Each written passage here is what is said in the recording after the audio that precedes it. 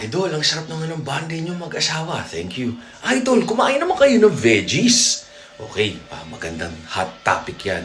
Hindi lahat ng tao makakain ng veggies. Dahil minsan yung iba, may allergic reaction, hindi nila ma-digest yung fiber.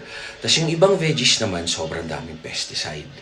Yung iba nga doon, nakaka-cause ng kaya nag-iiba-iba yung gender ng tao.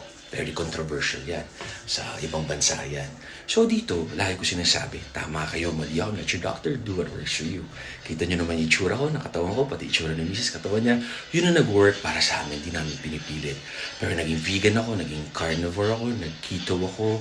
Ang nag-work sa akin, ano lang, carb cycling. Minsan may high carb, kagaya ngayon. Normally high carb kasi may time ako mag-gym ng pukpukan talaga, tsaka cardio. Pero pag wala, low carb lang, high protein, minimal fat. Sa protein ko dinadaan, builds and repairs muscle. Tandaan nyo, tama kayo, mali ako na doctor, do work for you. Happy, healthy.